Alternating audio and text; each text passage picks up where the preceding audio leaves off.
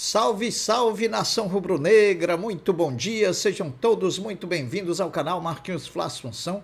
Nós estamos chegando na manhã dessa segunda-feira para deixar você muito bem informado e também atualizado de tudo que está acontecendo no rubro-negro mais querido do Brasil e do mundo, o Clube de Regatas do Flamengo. Inicialmente, eu pediria a você que não é inscrito no canal que você fizesse a sua inscrição, pois ela é muito importante para o crescimento do nosso trabalho, que também você deixasse o like, porque o like sinaliza para a plataforma que você está gostando dos conteúdos, que também você possa compartilhar esses mesmos conteúdos nas suas redes sociais, para que mais pessoas possam estar se juntando aqui conosco e, por fim, que você ative o sininho das notificações para que o YouTube possa notificá-los de tudo que acontecer de novidade aqui no nosso canal. Dito isso, vamos às notícias do Mengão, que a gente não está aqui para enrolação, a gente está aqui para trazer notícia e notícia real. Bom, depois da vitória no sábado contra o Bahia e da folga no domingo, o elenco rubro-negro se reapresenta daqui a pouco no CT Ninho do Urubu, onde vai iniciar a preparação para a partida do próximo sábado, 21 horas, na Neoquímica Arena, em São Paulo, contra o Corinthians, pela 26ª rodada do Campeonato Brasileiro.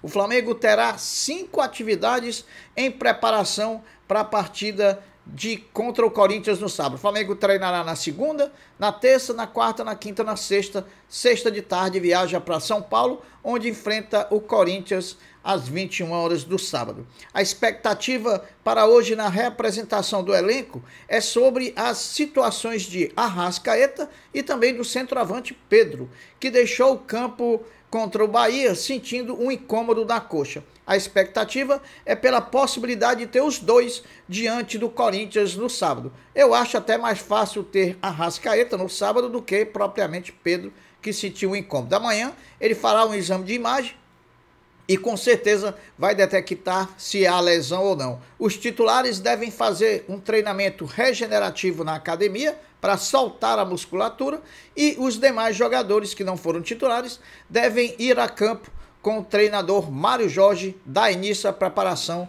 para enfrentar o Corinthians. Ainda, meus amigos, sem chegar a um acordo com Tite, o Flamengo já definiu que Mário Jorge segue dirigindo o time diante do Corinthians no próximo sábado.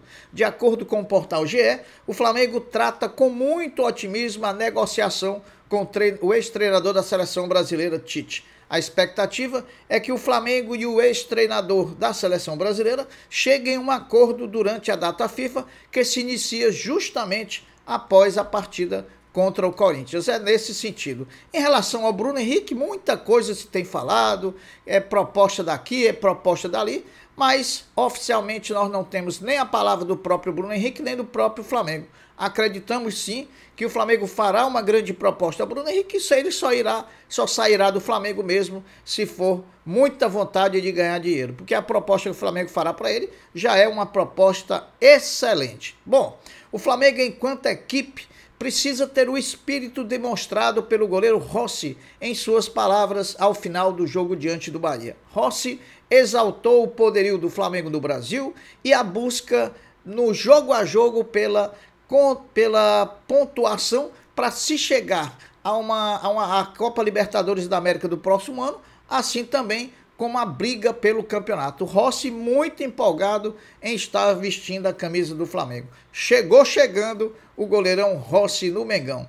Depois de 4 jogos contra América Mineiro, Internacional, São Paulo e Atlético Paranaense, o Flamengo diante do Bahia voltou a vencer como mandante no Campeonato Brasileiro. Lembrando que o Flamengo não briga nesse momento pelo Campeonato Brasileiro e pelo título, pelos pontos perdidos que obteve como mandante, né? Já que o Flamengo, como visitante, é o melhor visitante do campeonato. Então nós deixamos muitos pontos fáceis jogando no Maracanã como mandante e isso está nos custando a briga pelo título do Campeonato Brasileiro.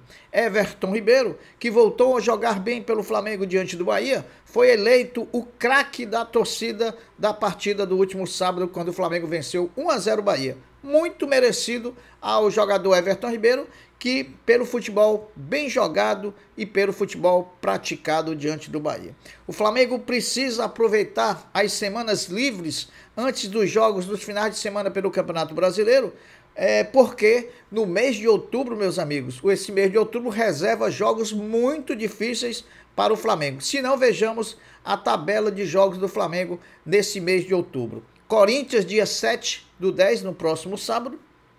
E aí o Flamengo tem a data FIFA, só volta a jogar no dia 19 de outubro, contra o Cruzeiro lá no Mineirão. Depois enfrenta no dia 22 o Vasco da Gama no Maracanã. Depois sai para jogar contra o Grêmio lá na Arena Grêmio no dia 25 de outubro. E volta ao Maracanã no dia 28 de outubro, encerrando a participação no mês de outubro, jogando contra o Bragantino no Maracanã. Depois do jogo diante do Bahia, o Flamengo alcança uma marca até então inédita nesse Campeonato Brasileiro. Pela primeira vez no Campeonato Brasileiro de 2023, o time do Flamengo ficou 2 jogos seguidos sem sofrer nenhum gol. Diga-se de passagem, uma das causas também que o Flamengo não está brigando pelo título é o alto índice de gols tomados que o Flamengo tem. Se não, vejamos, o Flamengo fez 37 gols no Campeonato Brasileiro e tomou 30 gols. Pessoal, é muito gol tomado. Bom, diferente de muitos jogadores gringos que vêm ao futebol brasileiro, o goleiro do Flamengo, Agustín Rossi, o argentino, já faz aulas de português para facilitar ao máximo e da forma mais rápida a sua adaptação ao futebol brasileiro. Estou gostando de ver o Rossi muito empolgado em estar vestindo a camisa do Mengão. Bom, Flamengo e Palmeiras figuram entre os 100 times do mundo em investimento na formação dos seus atuais elencos. O Flamengo é o 49º colocado com 864 milhões e o Palmeiras é o 94º com 312 milhões de investimento. O primeiro do mundo é o Manchester United com 6 bilhões de reais de investimento ou 1 bilhão 150 milhões de euros. É muita grana, né, pessoal? Bom, o governo do estado do Rio de Janeiro nomeou as comissões para cuidar da licitação do Maracanã. Processo licitatório retomado com a autorização do Tribunal de Contas do Estado do Rio de Janeiro, lembrando que o termo de permissão de uso atual de Flamengo e Fluminense para administrar o Maracanã vai se encerrar no dia 23 de outubro desse mês. Vamos ver o que o governo faz, se vai estender por mais alguns meses ou se vai prorrogar por mais 6 meses, né? Eric Pulgar, talvez nesse mar de jogadores em má fase do Flamengo, seja um dos jogadores mais regulares do elenco rubro-negro.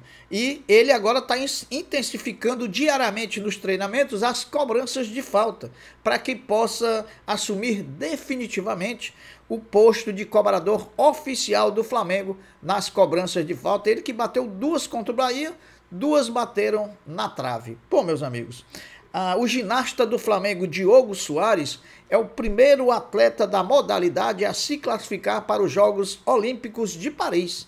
O atleta do Flamengo e da seleção brasileira conseguiu a vaga através do Campeonato Mundial disputado lá na Antuérpia, na Bélgica. Outro atleta do Flamengo, o armador argentino Martín Coelho, o Louco Coelho, do basquete do Mengão, foi convocado pela seleção argentina de basquete para a disputa dos Jogos Pan-Americanos e pode enfrentar seus companheiros de Flamengo que vão defender a seleção brasileira. E agora, meus amigos, vamos fazer uma retrospectiva e um apanho geral da rodada 25 do Campeonato Brasileiro, que teve vários jogos sábado e vários jogos domingo, e vai ter um jogo amanhã, ou vai ter um jogo hoje, segunda-feira, entre Botafogo e Goiás. Vamos destrinchar toda essa rodada. Bom, iniciamos Flamengo, a rodada 25, na 7ª colocação, a 4 pontos do G2, que era o Palmeiras, e a 2 pontos do G4, que era o Bragantino, né? Vencemos o Bahia no sábado, vimos o Grêmio empatar com o Fortaleza e o Fluminense perder para o Cuiabá. E também vimos o Atlético Mineiro vencer o Inter em Porto Alegre.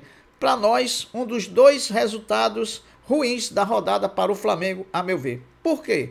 Porque o Inter está lá embaixo e o Atlético está chegando na briga ali para disputar a vaga por Libertadores. Se o Inter tivesse ganho o Atlético, tinha deixado o Atlético mais longe dessa briga da Libertadores. Esse é um dos resultados, né?